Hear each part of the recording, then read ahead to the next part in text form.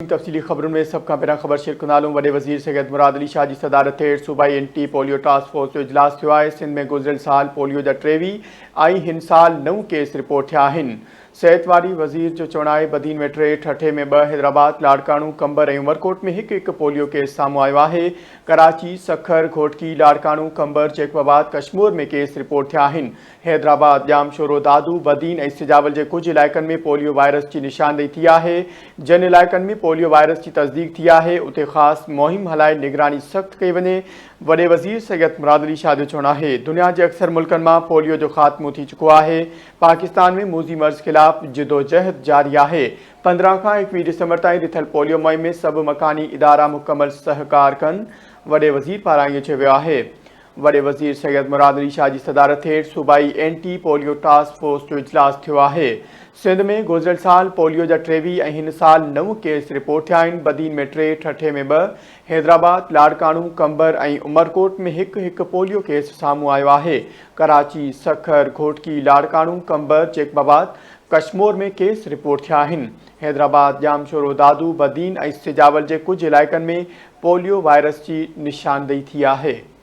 तफ़सील मालूम कंदासीं। कराची का धरती टीवी जो चीफ रिपोर्टर इमदाद सूमरा असां सां लाइन ते मौजूदु आहे। जी इमदाद, छा तफ़सील आहे?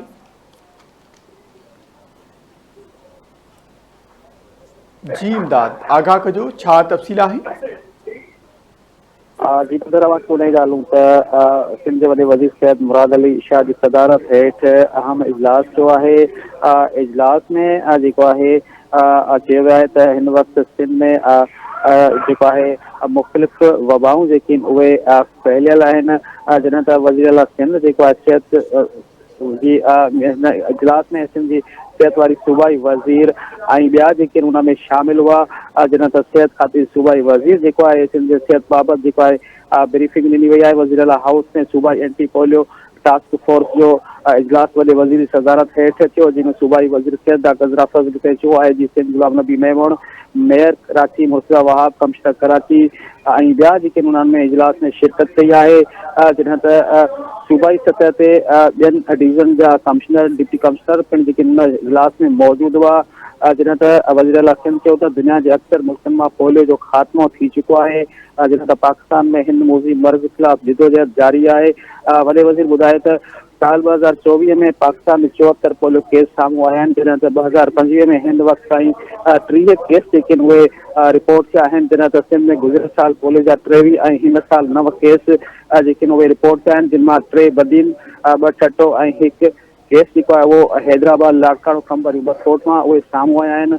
जॾहिं त इजलास में ब्रीफिंग ॾिनी वई त गुज़िरियल साल कराची जे ओभर गजो यूसी मां 1 केस साम्हूं आयो आहे। जॾहिं त वज़ीर आला वधीक चयो त ज़िले शर्की में ख़ासि ध्यानु ॾियण जी हिदायत कयां थो।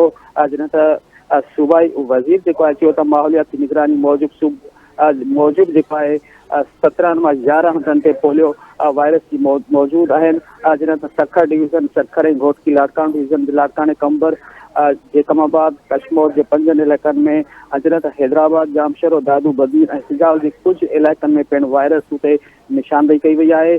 सिहत खाते जे वज़ीर चवणु इहो। जॾहिं त मीरपुर ख़ास डिवीज़न में रंग रोड, शहीद बेनज़ीराबाद जे जमशेद कॉलोनी में पोलियो वायरस जेके आहिनि उते मौजूदु आहिनि। जॾहिं त कराची ज़िले ॾखण में मंसूर कॉलोनी, ज़िले मर्कज़ जे हाजी मुरीद ॻोठ, ज़िले ओभर जे सोराब ॻोठ, मच्छर कॉलोनी, ख़ामोश ॻोठ ऐं ॿियनि हंधनि ते जेको आहे पोलियो वायरस जेके उते मिली आहे। जॾहिं त कराची जे ओलह जे मुख़्तलिफ़ इलाइक़नि में जेको आहे उते पोलियो वायरस जी तस्दीक थी आहे। उते इजलास में ब्रीफिंग ॾिनी वई आहे।